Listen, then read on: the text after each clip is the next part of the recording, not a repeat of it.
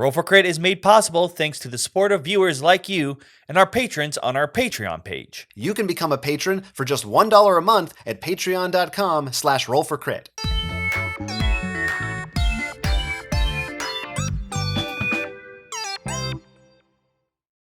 Welcome to a Roll for Crit Kickstarter preview. This time it's for 2 new expansions for the game GROWL from Vigor Games. This is a social deduction game in which some players will become werewolves, and on your turn you're going to be giving a card to another player, and you will also have the opportunity at times to pass cards to other players secretly. And if you're a werewolf, you're trying to bite everybody, and if you're a human, you're trying to survive. This is a set of new expansions that are called Madness and Plagues, and we'll get into exactly what they add to the game. If you haven't had the chance to pick up the original, you can watch our review that we did. It's one that I think we both recommend if you're fans of this style of game. And we're also going to have a special giveaway in partnership with Vigor Games, giving away some copies of the original base GROWL. So stay tuned towards the end of the video for more details about that. So let's start off with Madness. In this expansion, there will be cards that cause humans to act very strangely, but the werewolves will be immune. So it's up to the wolf player to try to play along so they don't give themselves away, while the humans, of course, are forced to do things which allow the werewolves to know who to bite. You start the game very similarly, but when either a gold or bite card is on the top of the deck, you'll still pass that card, but instead of actually passing that card, they will draw from the Gold Madness deck face down.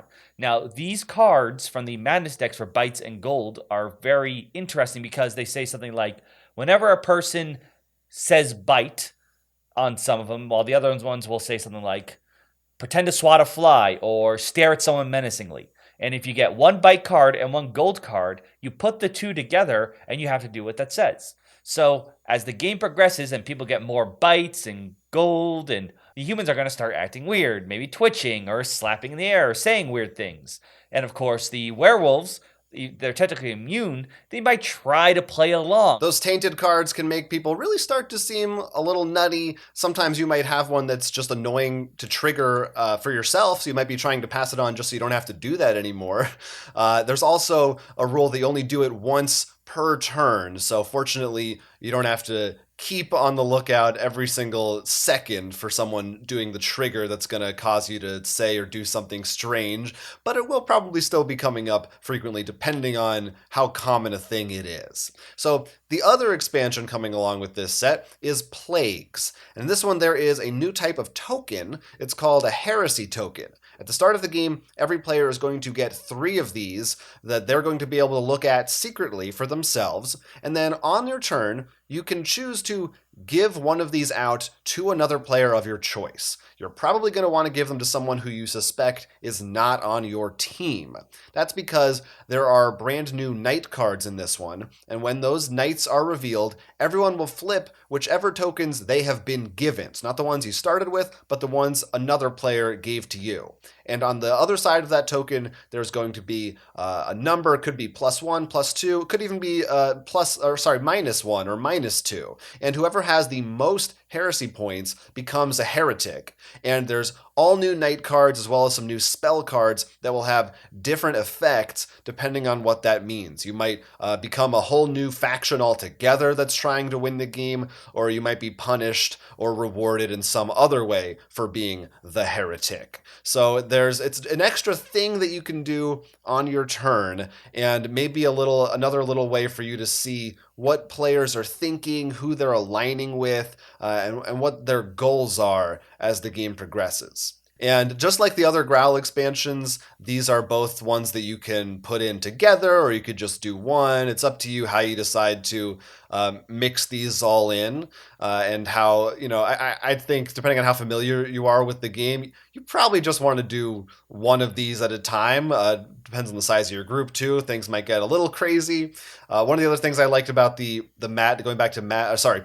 Plagues still, is that the fact that you only start with those 3 tokens means that if you give someone a token, you really feel strongly about them, because you're outside of maybe some special spells or something, there's not a way to get more tokens. So you have to be a little bit conservative with the ones that you're given and decide really who's important to give them to. You're not just throwing them out like candy, or maybe you are right away just to see what happens, but then you won't have as much to do with them as the game continues. With Madness, one of the things I like about it, because at first on its face it's just like, oh look, we're adding the silly party element so we can all go, haha, look what Will's doing.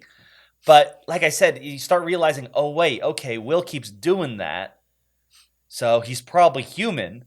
And then, like, why isn't Jonathan doing anything? Is it because the card he has just doesn't have a trigger for it? Or is he a wolf? So it Right. actually adds to the hidden role mechanic in a way that I would not have expected to see. Yeah, it's a different sort of thing. You're watching people's behavior in a different way, and it's not just, oh, I think they look shifty today. It's something very specific, and if you get more familiar with those cards, then you might learn some of those triggers. And as the game goes on, you might try to fake specific ones, for example, if you're a wolf, because people are aware of that one. You're actually not, if you think that someone is just specifically doing something to attempt to trigger you, it's actually a rule that you're supposed to ignore that. So you're not really meant to, unless you're doing it real sneakily, try to trick someone into doing something. It's supposed to be organic. But of course, again, still as things go on, it can be a little crazy. And if someone ends up with just like, they might happen to have three different pairs of those cards, and they might be doing a weird little Yeah, noise yeah. all the time. hmm That can be a thing. But going back to your wolf thing, it also becomes really fun then when the wolf's like, oh, I'll pretend I'll have the coin that says whenever someone says, or sorry, the gold, when someone says bite, and you're holding it and you're just like, yeah, yeah. Right. It's like, I figured you out. Yeah, it's a risk if you're a wolf and you're trying to pull that trick off. And going back again to plagues, another thing that I know was one of your issues with the first game was some of the night cards you thought were repetitive, and this is definitely injects a bunch of new life into that, very specifically relating to those plague tokens, the heresy effects that you can get, but it is still a very different kind of a twist. So if that's something you're looking for as a fan of the original Growl, this will throw a lot of that into that mix as well. In particular, personally, I mean, we need to obviously play a lot more of this, but I feel the madness actually works on the. I mean, you still want a reasonable sized group, but on the smaller count, because it's easy to keep track of everyone. When the plagues work fantastic when you have the really bigger groups, because Mm-hmm. there's more plague tokens to go around. So that's great that you have these expansions together that sort of fit both sides. Not that they don't work with the other groups. It's just I think that's where they shine the most, so they don't compete with each other. So Mm-hmm. I mean, is that what you how you feel differently about that, or Yeah, I think that sounds pretty fair to say. Unfortunately, we're living in times right now where it's hard for us. We weren't able to get really a put it through larger the roof? group. Yeah, we couldn't put it through the Yes, ropes. What's the phrase again? the ringer. I Yeah, don't know. whatever We it is. we couldn't put it through much, but so we just got a taste for it, and we're hopefully in the future when the final edition is out and we can gather again, maybe this is something we'll be looking forward to trying out. But you can check out the Kickstarter page right now to see the full details, see how you think it would work. And again, if you haven't had the chance to play the original Growl, we are having a contest right now. We will have a link in the description down below. You can go there, and we're doing this through Gleam as we have done in the past. There are different ways that you can enter. There are actually going to be 3 different winners. The grand prize winner will get the full Howly Growly box of Growl, which comes with some expansions. Or if you're one of the 2 runner-ups, you just get the regular edition of Growl. And this will be running right up until the last couple days of the Kickstarter campaign, which should be September 10th. So you will know before the campaign ends if you didn't win, if you want to go in and back for the original base stuff as well, along with these new expansions for this Kickstarter campaign, which again, I think if you're a fan of Growl, I definitely recommend adding these. They're small expansions, unless you really don't like the goofy thing of like being made to do weird, silly stuff. I can see you maybe avoiding the madness one, but otherwise, I think all the expansions are pretty fun to mix in and out here and there for different experiences. I mean, like I said, I know you're actually usually turned off heavily by that kind of stuff, but because it actually adds the to the discovering mechanic, I think that somehow balanced it out.